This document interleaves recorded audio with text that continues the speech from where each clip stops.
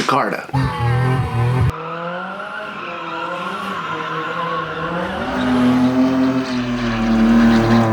From my experience, Jakarta has to be one of the most underrated car scenes in all of Southeast Asia.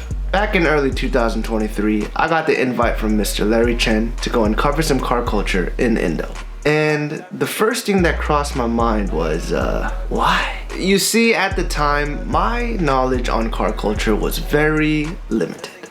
After that last trip to Indo, that's when I knew there's something here. Now that I was settled in down the street in Bangkok, as soon as I heard of the car show Soul Nation, I packed my bags and I made my way to Jakarta.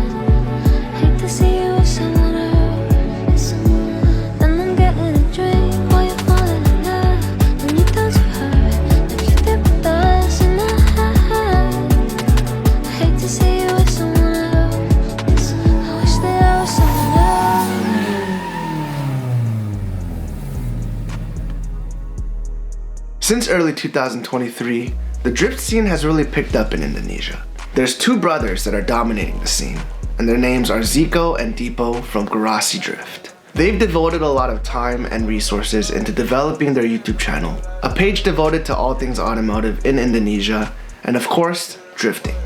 And honestly, they were nice enough to hook me up with accommodations for this trip, so Now you might think that they're just YouTube celebrities, which they are. They recently hit 2 million subscribers on their channel, but more importantly, they can actually slide.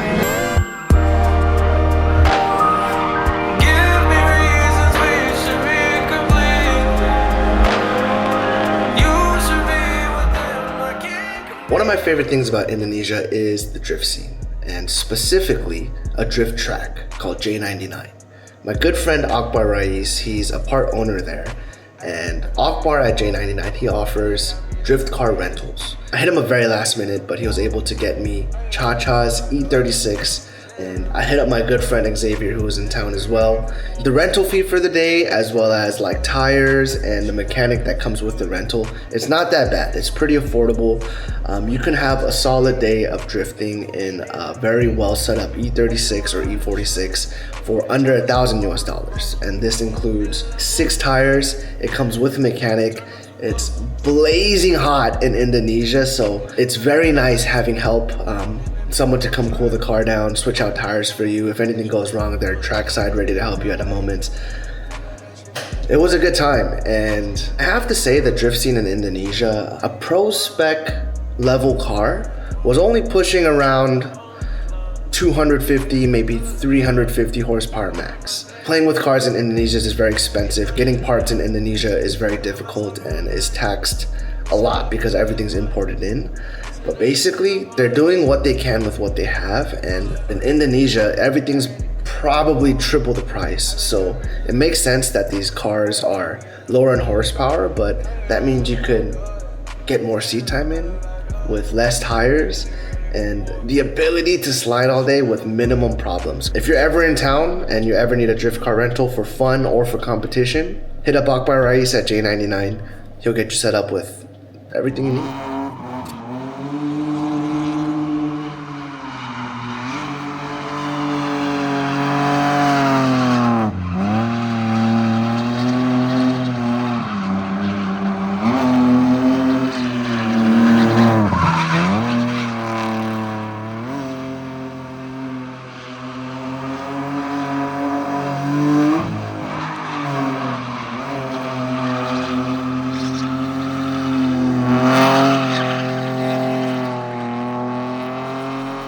So right now, me filming this, it's July.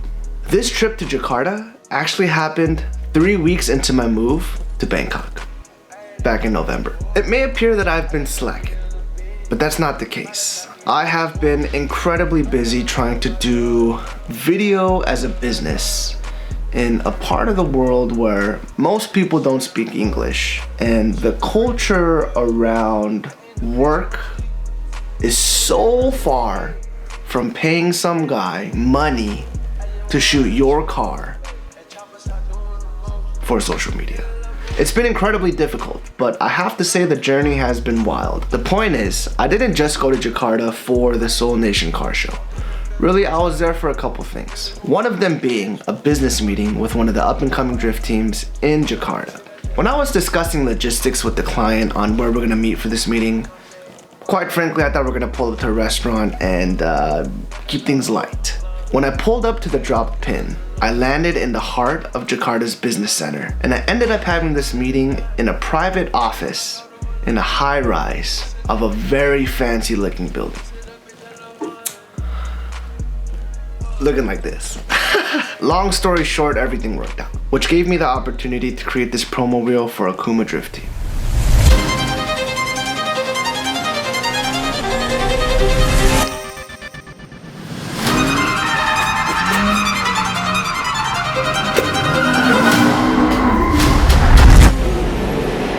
Welcome Team Akuma to Radical Indonesia. This is our secret simulator training facilities supported by Race Lab. I would like to invite Team Akuma to ride the real experience of our radical cars in Mandalika International Circuit.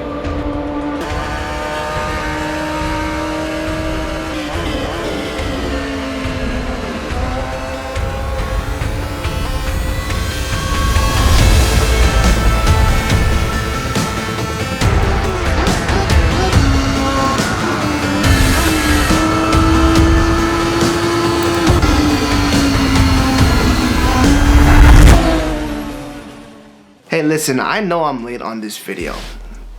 Trust me, brother, I understand. But I have to say, it's been so busy. And I don't say that to complain. Really, it's just a log.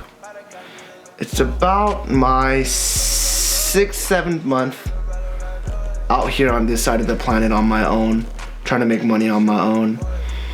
And I've been very blessed to say that I've been able to find gigs, not only still working with Larry on specific Haggerty episodes in Southeast Asia, but just all the stuff outside of that. All the stuff that basically I had to go and figure out on my own. It's been working, and a lot of my friends who are local to Southeast Asia, they initially told me, you're kind of crazy for trying to make money shooting motorsports, you know that? Like, the fact that you want to shoot cars and make content and expect people to pay you enough for you to live, it's a foolish decision. And there's a lot of moments where I'm like, damn, is he right? But thank God it's been working for me, and I've been doing good with the clients, but trying to keep up with my own social media stuff has been very much on the back burner. Sure, I think this YouTube stuff could pay a little bit of the rent, maybe 2-3 years down the line, but just having been the very beginning, the startup period, if you will, of my journey here, it's not been a priority, not by any means, but to all of y'all watching to this point, I want to say, please send money. Just kidding. Okay.